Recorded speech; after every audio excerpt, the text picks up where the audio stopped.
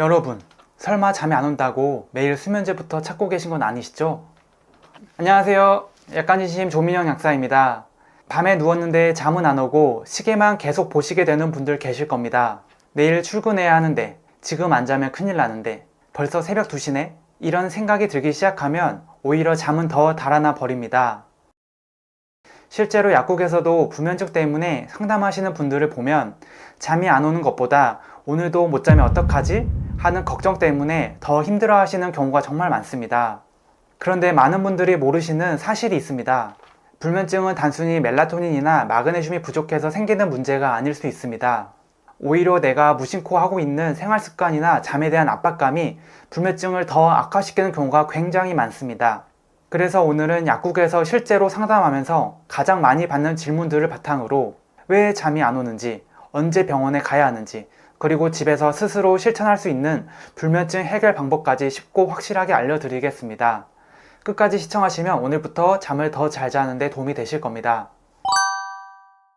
제가 정신건강의학과 밑에 약국을 운영하면서 불면증 상담을 정말 많이 했는데요.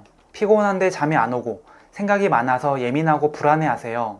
환자분들 말씀을 들어보면 자야 하는데 하면서 계속 긴장하다가 막상 잠이 들어도 나 지금 깊게 못 자고 있는 것 같아 라고 느끼시는 분들이 많습니다. 그렇게 깊게 잠도 못 오는 거예요. 그러면 뜬 눈으로 새벽을 다 보내고 아침을 맞이하게 되는 거거든요. 특히 50대 이상 어른들께서 많이 불편함을 호소하시는데 제가 다 속상하더라고요.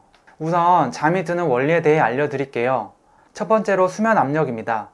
아침에 일어난 순간부터 뇌에는 아데노신이라는 피로물질이 조금씩 쌓이는데요.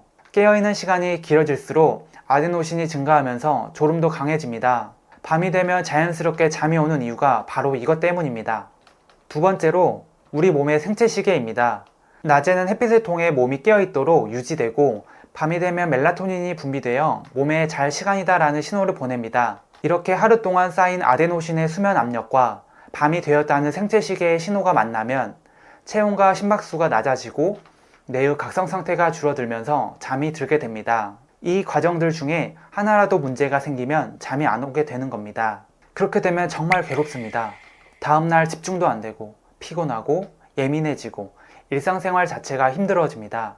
그래서 많은 분들이 약국에 오셔서 이렇게 말씀하세요. 약사님, 수면제 먹으면 괜찮아질까요? 그런데 오늘 제가 말씀드리고 싶은 것은 바로 이것입니다.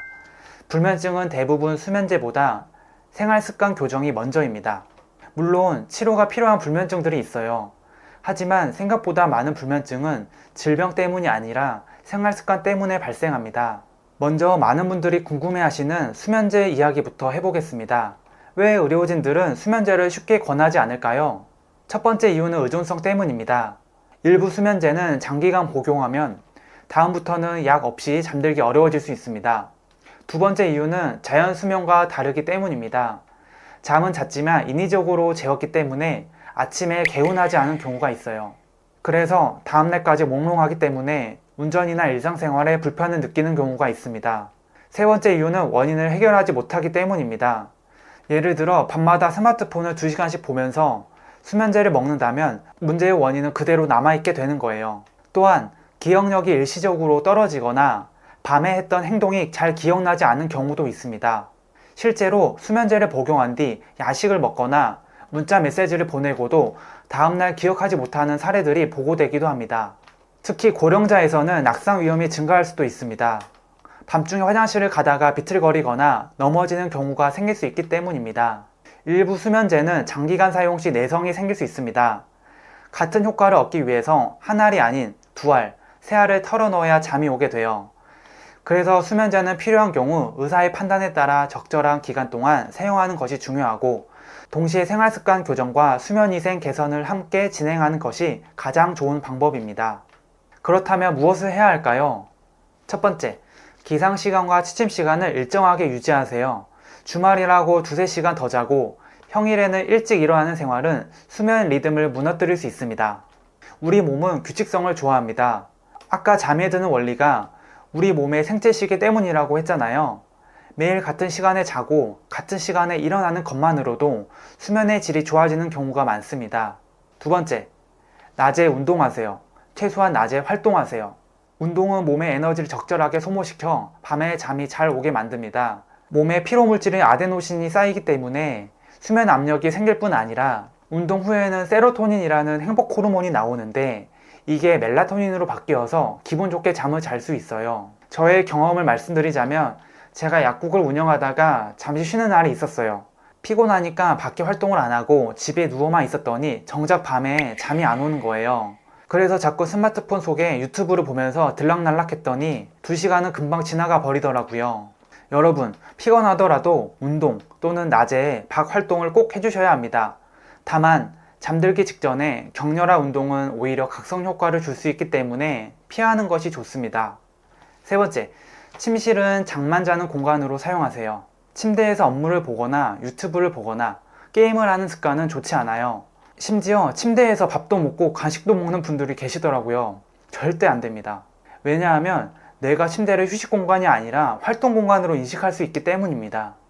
네 번째, 낮잠은 가급적 줄이세요. 점심 먹고 30분 정도 낮잠 자는 거는 괜찮습니다. 오히려 업무 효율을 높여줘요. 하지만 3시간 이상, 특히 오후 늦은 시간에 낮잠은 밤의 수면을 방해할 수 있습니다. 우리 몸에는 생체시계가 있다고 했었잖아요. 이게 깨지게 되면 안 됩니다. 우리 몸의 규칙성을 꼭 지켜주세요. 이제 자기 전 습관에 대해 말씀드리겠습니다. 가장 중요한 거는 스마트폰입니다.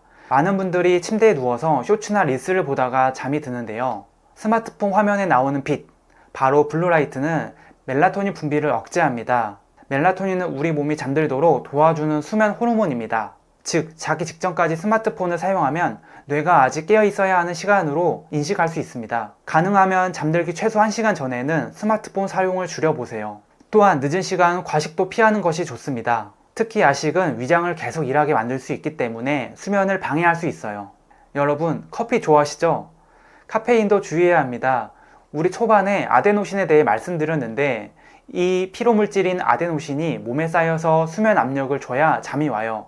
하지만 카페인은 아데노신이 아데노신 수용체에 붙지 않게 딱 막아버려요. 그래서 오후 늦게 카페인을 섭취하는 것은 불면증의 원인이 될 수 있어요. 카페인은 커피뿐만 아니라 에너지 음료, 녹차, 홍차, 초콜릿에도 있기 때문에 주의해야 합니다.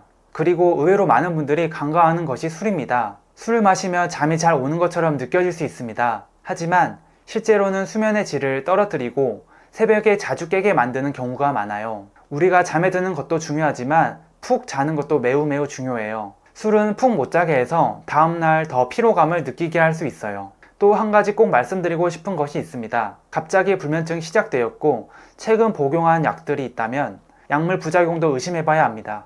일부 천식약, 항우울제, 스테로이드, 코감기약은 사람에 따라 불면 증상을 유발하거나 악화시킬 수 있습니다. 이럴 때는 약을 임의로 일단 끊지 마시고 의사나 약사에게 상담하시기를 바랍니다. 마지막으로 침실 환경입니다. 침실 온도는 너무 덥지 않은 것이 좋습니다.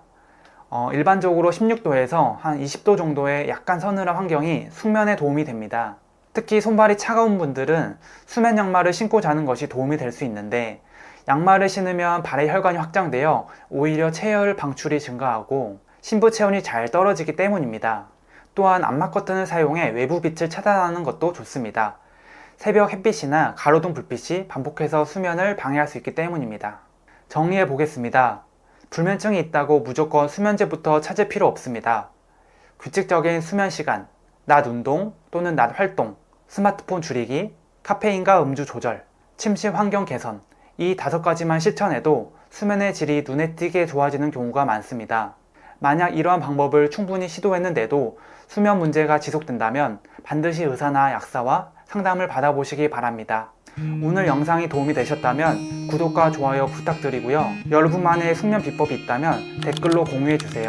저는 다음 영상에서 더 유익한 건강 정보로 찾아뵙겠습니다.